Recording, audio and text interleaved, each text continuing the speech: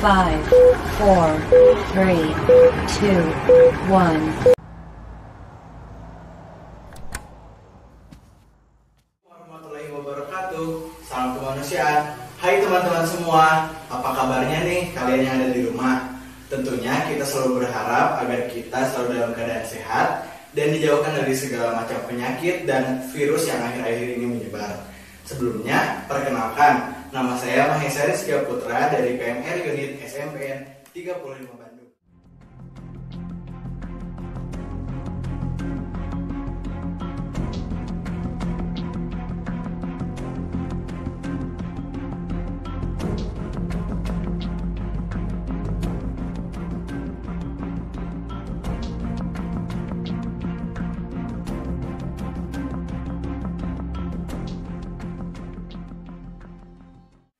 Seperti yang kita ketahui bahwasanya negara kita yang kita cintai dan seluruh dunia ini telah digemparkan dengan keberadaannya virus corona.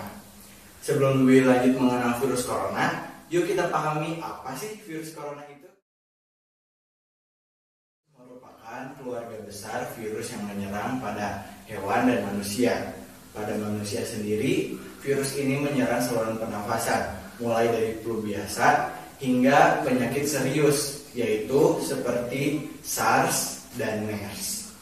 Coronavirus jenis baru ini ditemukan pada akhir Desember 2019 di kota Wuhan, Cina. Virus ini dinamakan sebagai Severe Acute Respiratory Syndrome Coronavirus 2 atau SARS-CoV-2 yang menyebabkan penyakit Coronavirus Disease 2019 atau yang bisa kita singkat sebagai COVID-19. COVID-19 ini adalah ketika salah satu warga Wuhan, Cina mengkonsumsi hewan dari pasar setempat.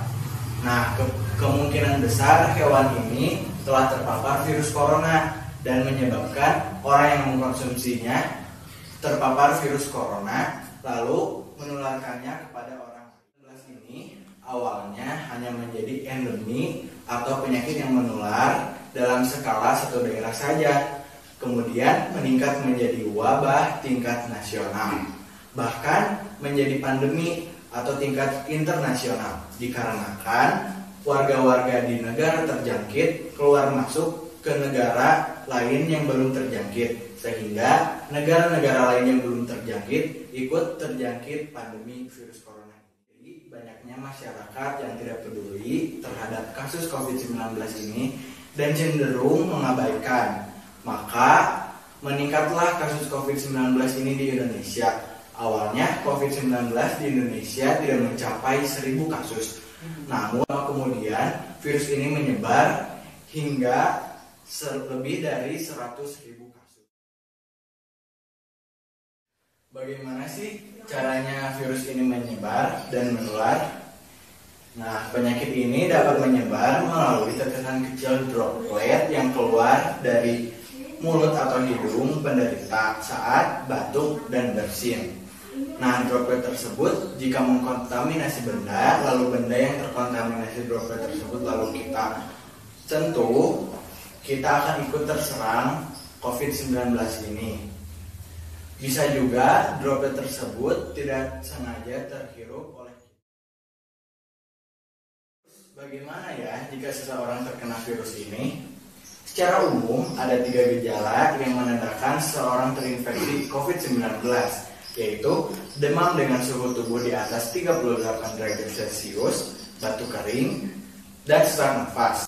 Nah, selain gejala-gejala tadi, ada beberapa gejala lain yang jarang terjadi, tetapi juga bisa muncul pada penderita COVID-19, yaitu mudah lelah, nyeri otot, nyeri dada, sakit tenggorokan, sakit kepala, mual atau muntah, diare, pilek atau hidung tersumbat, menggigil, bersin-bersin, hingga hilangnya kemampuan mengacak rasa dan mencium bau. Gejala COVID-19 bisa muncul dalam 2 hari sampai 2 minggu setelah seseorang terinfeksi virus corona. Pastikan apakah gejala-gejala tersebut merupakan gejala dari virus corona, diperlukan melakukan rapid test. pada beberapa penderita COVID-19 dapat tidak menimbulkan gejala sama sekali. Orang yang sudah terkonfirmasi positif COVID-19 melalui rapid test, namun tidak mengalami gejala disebut sebagai kasus konfirmasi asimptomatik. Jika seorang yang terpapar virus corona, pengobatannya bagaimana ya? Nah, sampai saat ini belum ada obat untuk mengatasi penyakit COVID-19. Semoga saja vaksin yang sedang diuji sekarang bisa secepatnya dikeluarkan dan menjadi awal yang baru bagi kita. Wajibnya bagi kita yang tidak terpapar virus corona untuk bersyukur dan melakukan kegiatan-kegiatan yang bisa mencegah datangnya paparan virus corona. Di antaranya adalah terapkan physical distancing, yaitu menjaga jarak minimal 2 meter dari orang lain, dan jangan dulu keluar rumah kecuali ada keperluan mendesak. Gunakan masker saat beraktivitas di tempat umum dan di keramaian. Rutin mencuci tangan menggunakan air dan sabun atau menggunakan hand sanitizer. Jangan menyentuh mata, hidung atau mulut atau yang bisa disebut dengan segitiga wajah. Tingkatkan daya tahan tubuh dengan pola hidup sehat seperti makan makanan yang bergizi dan berolahraga. Hindari kontak dengan penderita COVID-19. Tutup mulut dan hidung ketika batuk atau bersin.